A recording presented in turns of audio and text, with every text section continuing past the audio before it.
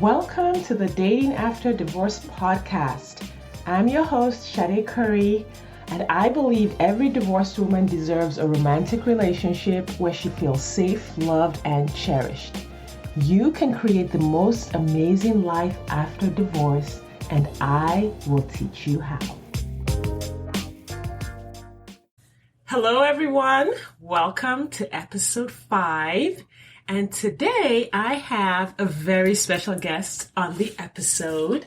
I am super excited to introduce you to Mr. Kent Curry, otherwise known as the poet around here. Kent? Hi. All right, so we decided to do the Valentine's Day challenge that's been going around on social media, but we thought it would be really fun to share our story on the podcast instead of just social media posts, so we could kind of give you guys a little bit of the behind the scenes. We'll see how much of our story we can get into the timing on the podcast, but I will let Kent introduce himself, tell you a little bit about himself, and we'll get started with the questions. Plus, we met almost exactly 3 years ago, February 25th, 2018. Yes. And so it's kind of Valentine's Day was my last lonely Valentine's Day. That's true. And actually there was kind of a bad situation, not bad, but just a situation that made it less than fun Valentine's Day for me. And then 11 days later, Sade and I met for first time over Korean. I didn't know there was a bad Valentine's Day for you. You never told me this. We can talk about that on another podcast if you want. After you tell me about it. No. So we met online, and so it was just the typical hi. She had a string of guys she was apparently talking to. I was just desperate for one female to talk to me. And she actually replied, and we hit it off. I was like walking around the house, or pacing, I guess, trying to come up with the exact right text. And whatever I wrote worked. And, we said enough right things to each other. She was working on surprise materials for her life coaching. And I was just desperate for a female to talk to me, more or less. And woman, sorry, yeah, sorry. And so then she was like, out of the blue, as far as I was concerned, said maybe we could meet up, and No, we had talked the whole day. We'd been chatting. It wasn't really the whole day. It was more the afternoon. 12 noon to like 10 p.m. No, it wasn't that late. You had already, because you were looking for places that might play music that night. So we and it didn't work out Saturday, so we worked out. That was on Saturday. We were talking on Saturday, the 24th. Yeah. And then on the 25th is when we actually went out for dinner. Right. Yeah, so we thought we could meet that night. Yes. We were going to meet that night. I actually asked him out. I was like, oh my God, this guy's great. Can we hang out tonight? I was just being honest. I mean, I guess that came through. Somewhat trustworthy. And chatty. Yeah. Well, desperate, I think was hashtag desperate. Big complaints that women have is like, guys always send me this one word answers, and like they go quiet for days, and you were so different in that way. You responded, and we had a lot in common. We talked about kids, we talked about work, creativity, books. So that's how we met. And our first date, we tried to have our first date that evening, but it didn't work out, so we had it the next day. We went to a local Korean restaurant. Your choice. Yes. That's what you wanted. And then you said 7:00. So I showed up either 5 or 10 minutes early, got a table, and it was 7, 7:01, 7:02, 3, 4, at 10 after. I was about to think I'd been stood up, and she waltzed in. Yes, so I was late, somewhat deliberately. So I'm No, going it to was do deliberate. I'm going It to was do deliberate. a podcast episode about how to stop using random internet dating tips because I tried a couple of those and they were random internet dating tips are useless. I'm just going to say that without going into too many details, but one of them had said, well, if you show up a few minutes late, then you can read the guy's response and that will let you know if he's a good guy or a bad guy or whatever. And obviously that had nothing to do with anything. Most internet tips have nothing to do with real people. Except stressing me out. I finally had someone who was interested in me that seemed interesting, and then she didn't show up. I did show up just a few minutes late. 10 minutes. 10 minutes late. And I actually came early. I'm famous for, if it starts at 7, getting in at 6:59 and 55 seconds. Got to have those 5 seconds to take off your coat. And so I came early, so it felt extra long. And I was a lot more nervous than I realized I was. I regret nothing. Yes. She doesn't.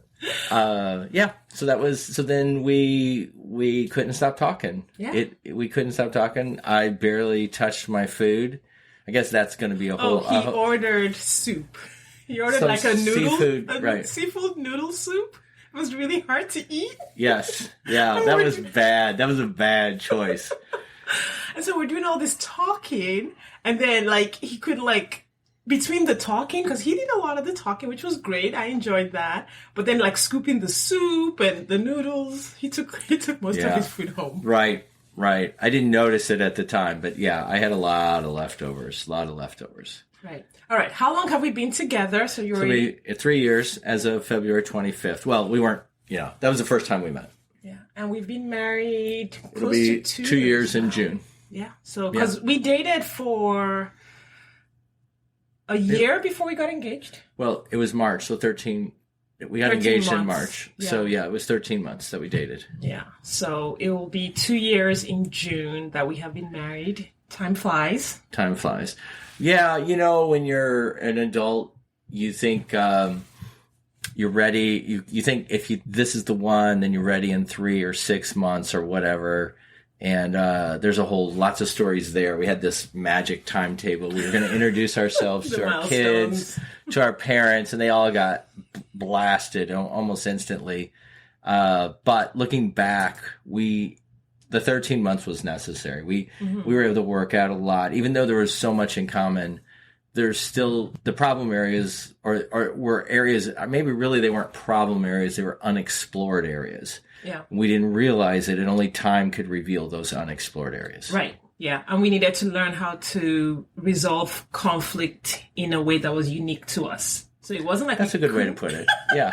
It wasn't like we didn't know how to resolve conflict. It was just resolving conflict specific to our personalities and our, Correct. life plans and Right. That's a good way to put it. Unique to us. Yeah. Okay. Age difference. 13 years. Yes, I'm older. Not really. No.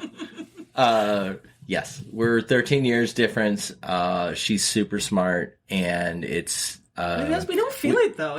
No. It never comes up. I have my theory is once you both hit whatever time, what you both hit around 35, outside of kids and maybe a couple other big things. 35 up, I'm not talking. You're basically the same. Everybody's kind of in the same boat. I'm 13 years older than you, but our kids are really close in age. Right, within 4 years. So it's like at some point, unless you're single and you want kids, and he's older or vice versa and doesn't want kids. I mean, to me, there's not much else after 35, but I can't believe how many people think age is such a huge deal and, it would never work. Well, it won't with that mentality, but... Yeah, and it works the other way, too. I know plenty of women who have made it work the other way. Yeah. So, yeah. And we're not talking about 70-year-olds with 20-year-olds or scooping up trophy wives in the teens or whatever. We're not talking about that. We're talking about real people trying to be mature in a relationship and love. Yeah. All right. Who was interested first? I mean, I felt like the first night we were both super interested in each other. I think we're going to maybe do a future podcast on the first week or maybe something. The first, because we were both interested. I think I had a little less faith that it would go anywhere. Yeah, and I was just still desperate. Right? Yeah. So it didn't matter.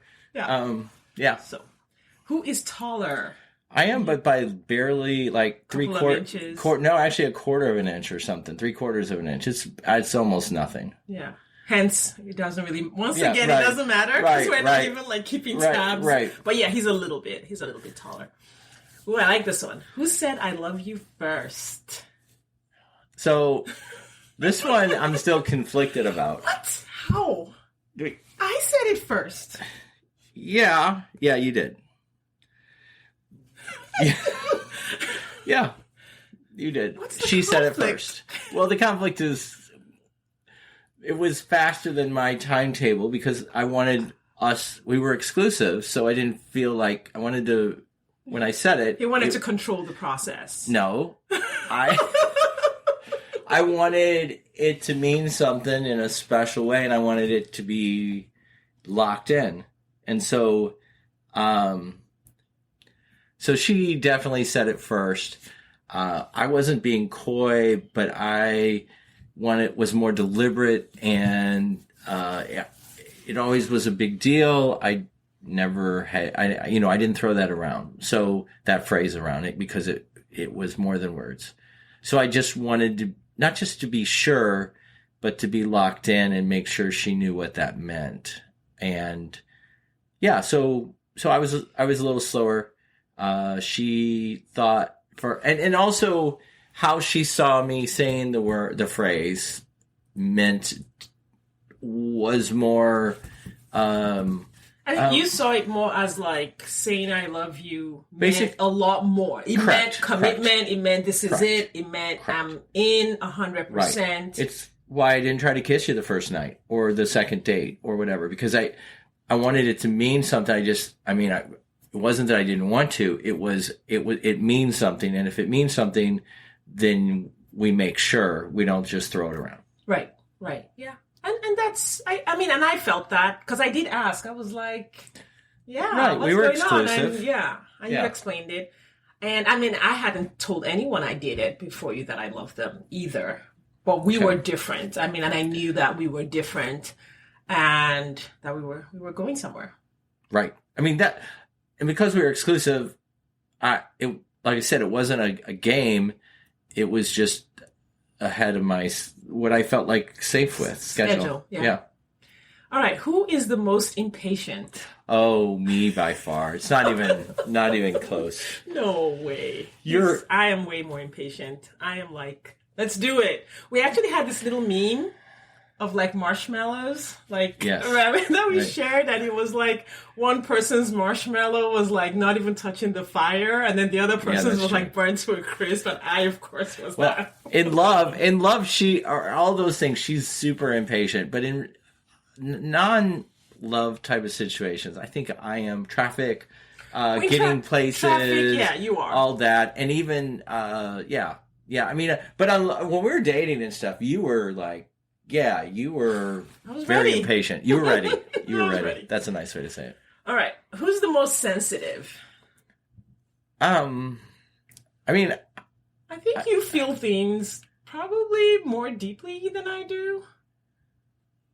Yeah, probably. Right? Probably. Yeah. But I'm a guy, and so like I'll throw things around and you get bent out of shape, and I'm just like... Why? I don't understand. Emotional. Yeah, I think that's fair. Yeah, I'm more emotional, but I think when it comes to like who is actually feeling what it is more deeply, it's you.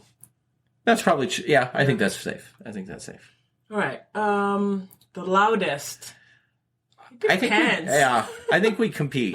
We're both loud talkers. Yes. We're both loud talkers. You can hear us through the shut door, through the ceiling if you're in the bedroom above. Sometimes she'll be doing these life coaching things in the kitchen, which is way down the stairs, and we can hear her like she's right outside our bedroom door. Yeah. And I'm loud on the phone. I'm loud on the phone. Loud at church. Okay, I'll take your word for that. Well, you're okay, clapping. all right, that's true. That's true. We're just too loud. I have one ear that's more sensitive than the other. And when we are at church, he cannot stand on that side because his clapping is so loud. Like, I'm like, dude, I can't go deaf just because you were like worshiping. Okay, that's fair. That's fair also. All right, who falls asleep first? Oh, that's not even close. For sure, me. For sure. Like, I am like 10 o'clock, 10 p.m. Or earlier sometimes. But you're getting better at staying up. So I'm a night person. She's a morning person. So that's part of it. It's like not a competition. That's Opposites. Correct. It's like saying if the question was who sleeps in longest. Well, it's me because she likes to get up at the crack of dawn and I don't see any reason to see a sunrise. It's terrible. Yeah. Who doesn't want to see a sunrise? Right. So she falls asleep first because she gets up earlier. Yeah. All right. Who cooks better? Oh. I do. Yeah, not even close. Keep it short and sweet. You did promise to learn how to cook after we got married. I can do a couple things. You can make guacamole. Woo, woo. He learned to make guacamole. Wonder what the next question is. And then probably drop Wonder the what the endeavor. next question is. Better morning person. Yeah, that would be me. Better driver. So they didn't say faster driver. They said better driver. So I'm by far the better driver, and if you ask the three kids, they would agree.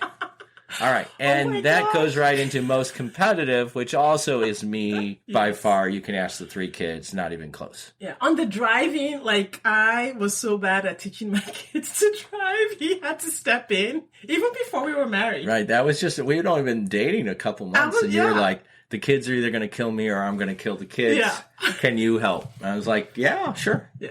It's another excuse to be with her. Thank you. You're welcome. It's true. Funniest. You for sure. Oh my gosh. Like, I don't know if I married him for his character or for his humor. You're by far the funniest guy that I think I have been with. Absolutely. Thanks. Like, so I would marry you all over again if you just came with That was just funny. That was just funny. So here's, I think, a good couples gauge. If you have constant small laughter, not big joke laughter, not pratfall movie laughter, but if you're both always giggling or laughing about things, there's a trust that it seems to indicate and a connection because you're giggling and laughing and just having fun in life. Playful. Yeah. It indicates something a lot deeper. And when we've had rough spots, we're never laughing. We're never, it's nothing's funny, nothing. In other words, and that's almost, for us at least, the instant indicator on how well the relationship is going. If we're laughing and teasing, and it's not even like I said, nothing memorable. If you said, what were you guys laughing at? We probably couldn't even remember most of the time when it's good. Yeah. You know what I'm saying? But we are, and it's just like, that's the fluidity that keeps the relationship alive and fresh and you in love. And when you're not laughing, the little laughs. Then you know you need to there's something. Deal with something. Right. Something's disconnected. Yeah.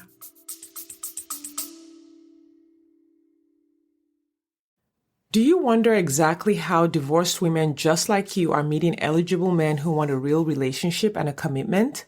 They're doing it by dating with their core values. Your core values are the GPS that lead you to the partner you've been looking for.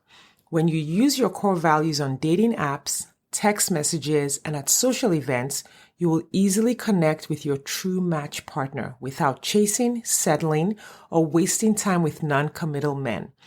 I have taught exactly how to do this in the 2-hour Core Values Dating Blueprint course available on my website, shadecurry.com/dating. That's SADECURRY.com/dating. You will learn exactly how to identify your core values and use them on your dating profile, how to ask the right questions via text, and how to tell the right stories on dates so that you attract the right people and repel those who aren't right for you. If you're ready to meet your true match, hop over to shadecurry.com/dating or click the link in the show notes. Now back to the episode. All right, where do we eat out most as a couple? Used to be the little coffee shop. Right. And since, well, they've been closed. Right. So This one's hard. And she usually chooses because she's I have she's taste not, buds. okay. Yeah. It's a Taco Bell. And I eat a Taco Bell. So I let her choose. Yeah, it's hard right now just because of the pandemic and we're not Right. doing that as much. So we'll see. We'll see what that one is Right. later. Who is more social? That's a weird one because I am the extrovert. Yes. He is the introvert. Yes. But I think he likes people more. So you're more social in the house. You talk to everybody around the world, loud, boisterous, having fun, connecting. Where it's like, if I call somebody, it's like, hey, my house is on fire. Do you think you could come over with a bucket right now? Like, it's something really, really specific. Like, I'm very careful. I mean, that's just because I don't know. I don't like, but outside, like if we're in a crowd or whatever, it's not even close. You generally don't engage that much. And I'm glad handing like I'm wanting to be elected or something. Yeah, it's weird. Yeah. I think that's just, grew up Pentecostal and we were like, my mom especially was like, you need to be friendly because, people get ignored. So I mean, it's not an act. I listen and I care, but I don't like, it exhausts me that I come, you know what I mean? Because I'm not an extrovert. I don't feed on that, but I think it's important. And I like when people make an effort to talk to me. Yeah. Yeah. All right. Who is the neat freak? That's neither one of us. No, neither of us. No neat freaks here. And our kids aren't neat freaks either. Just world be warned. Future spouses, beware. Yeah, there you go. Where was your first kiss? This was kind of special. Good. So there's a neat place just east of us where the Missouri and the Mississippi rivers converge, called the Confluence. Oops, sorry. That's okay. Confluence. Yeah. And she said that was a special place for her. And so that's when I initiated the first kiss.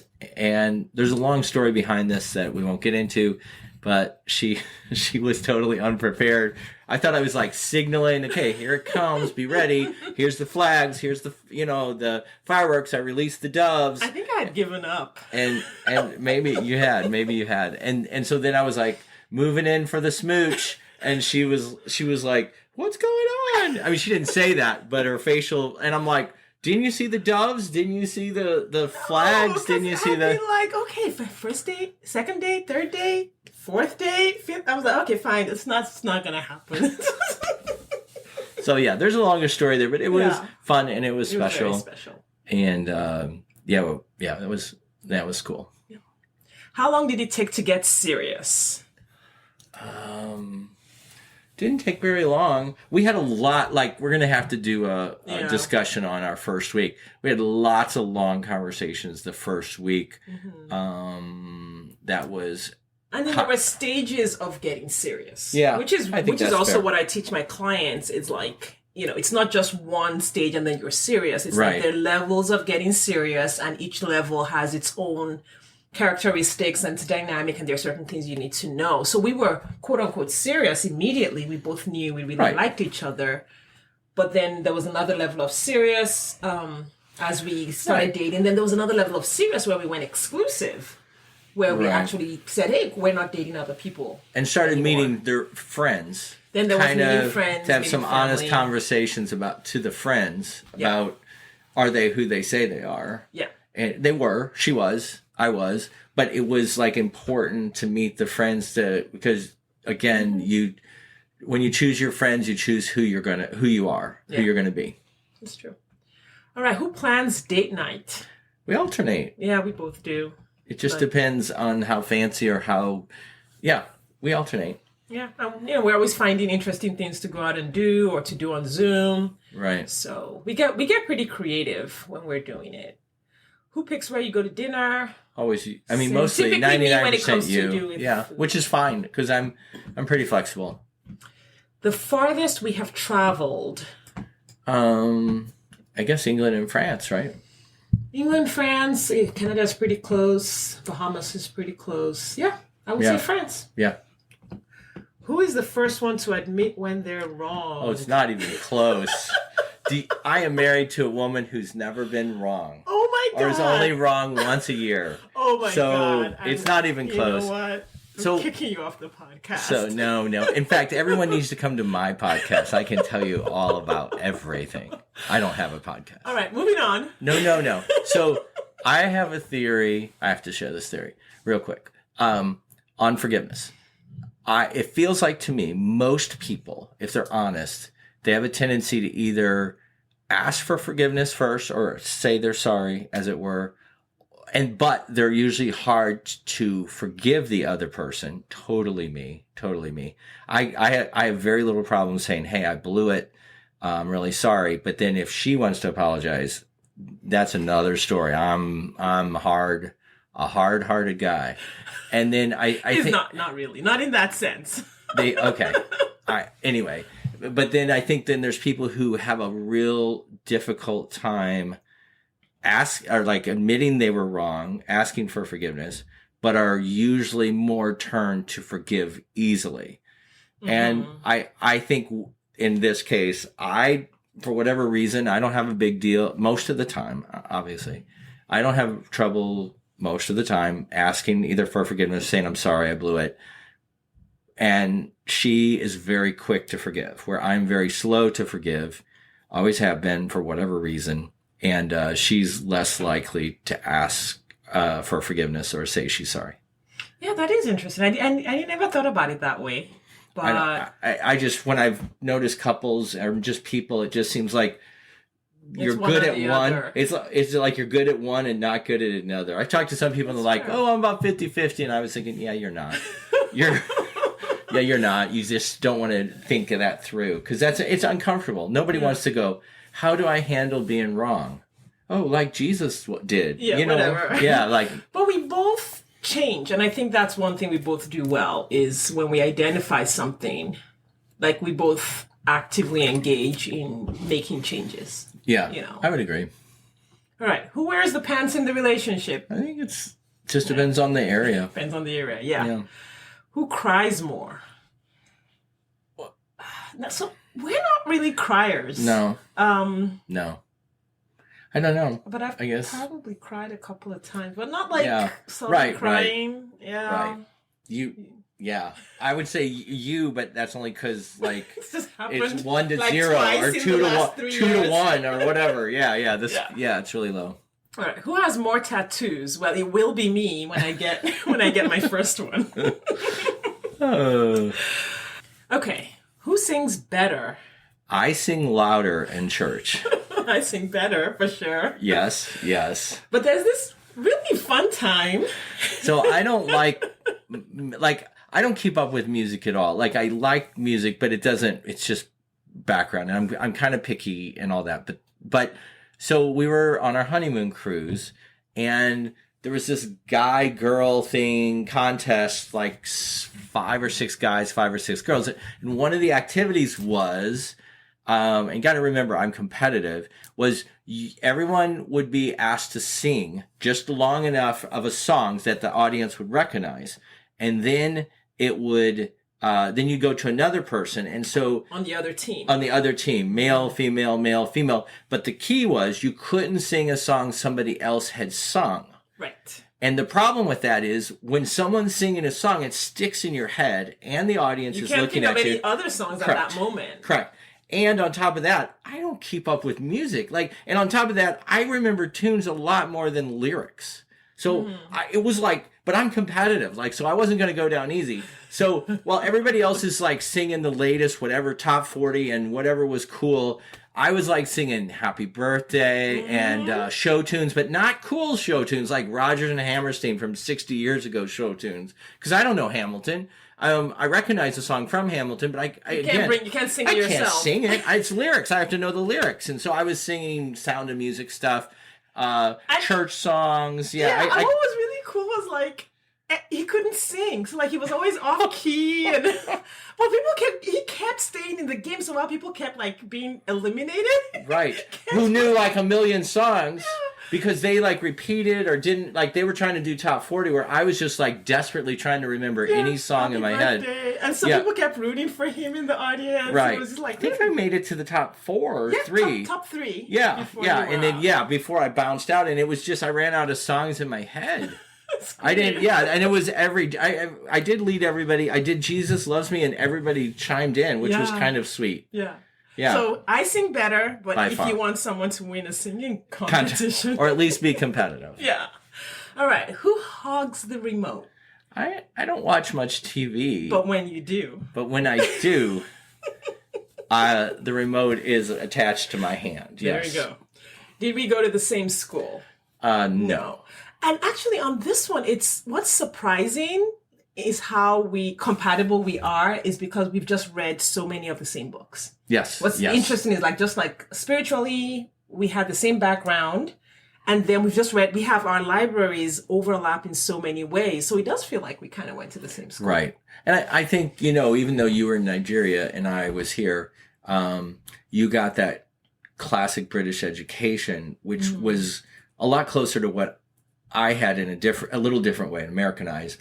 And so I think there were so many core things that were the same. Yeah. I had people like, oh, what do you guys have in common or so on? And it was like actually how we grew up, even though she was on a different continent, it didn't matter. Yeah. And like you said, and because reading is so core to who we both are, then that made it easy too. Yeah. All right. Who drives when we're together? Well, one of us gets tired on long trips when she drives. Really? Okay, I do. He does. Let's just leave it that way. There's stories there, though. Oh, my God. All right. That was the last question. All right. That was the challenge. We're actually recording this the day before Valentine's Day. And I'm a little chagrined because I thought I was like doing so well on the Valentine's Day weekend stuff. Like I had Kent's gift shipped out. I have his card. And then he has started with flowers on a card as of Friday. So he's making it like this 3-day thing, which is not intentionally. Kind of unfair. See, he's competitive. Like he's I'm not competitive on stuff like this, or I don't feel like I am. But then she gets real competitive. Well, anyway, my gift is going to win. All right. This weekend. Okay. I'm pretty sure my gift is going to win this weekend. Good. I hope so too. Well, I hope so too. We'll have to. Well, we'll post it on social media tomorrow, the 14th, and then this podcast episode will come out on the 16th, which is Tuesday. Or if I get it edited, maybe we'll put it out tomorrow. Yeah, we'll see. All right. So, in terms of a wrap up, anything you want to share, Kent Curry? Thanks for the opportunity to be a guest. One of the things we did a marriage seminar. Sade's really good about finding opportunities and stuff to, hey, we could do these cards. Here's a marriage seminar. Here's a book. Let's discuss. I'm slower at that, to say the least. But you're willing to participate, which is huge. Yeah. I think, you have to be willing to accept. Sometimes their strengths are too strong in some area, and you appreciate it, but then it keeps going. And so one of the neat things we did was we at the marriage seminars, they said, as someone choose an odd day and someone do an even day, put together a list of little things you like. And for her, it's like get her coffee, that type of thing. And so on odd days of the calendar, she tries to be deliberate. Not that you can't do it on another day, with some nice gesture on my list or related to my list. And then on even days, I try to do it for her. It's amazing how that keeps things at top of mind. Yeah. Oh, it's an even day. Am I going to do something instead of going, of course she loves me. We're married. Or, of course, I did that one thing 3 weeks ago. Yeah. And justify it. Because it's like, it's a new even day. And it's my job to put a little life or put a little thought into the marriage instead of her busy work day and my busy work day. And I've been surprised. like the other thing is we're not keeping score. So it's like, oh, she missed a day. Well, then I can miss a day. It's just like we're trying. We know the other one. So and it is when we're doing something special. So like it's like like okay, well we're going to do this amazing thing. It's not really a big deal, but yes, I agree. It's been really. It's helped my brain go intentionally to what can I do today? Picking up your favorite drink, picking up chocolate milk at the gas station. It doesn't even have to spend money so much as it's an extra effort. And generally they know it's an extra effort. And then it's like, oh, and it keeps it alive. I've been surprised at that simple, you've got odd days, I've got even days. And so we got to think, we need to prioritize it instead of just treat it as another busy day that I might be able to fit something in. Yeah, it helps us keep from taking each other for granted. Yes. And the general complaint around Valentine's Day is that people wait for Valentine's Day to do something special. Right. It helps us remember to do special little things all the time. Right. Yeah. Yeah. Very good. That. Thank you for sharing. You're welcome. Thanks for having me on. Thanks for coming on the podcast. He's going to be a regular, people. All right. Thank you all for your time and attention. I hope you have an amazing Valentine's Day weekend. Hope you create love for yourself in all the ways that love comes to us. And I will see you next time. Bye. Thanks for listening today. If you are ready to get married after divorce, I want to invite you to download my free 8-video training specifically designed to help divorced women date with ease and get married again. Head over to sadecurry.com to get started. That's SADECURRY.com. I'll see you inside.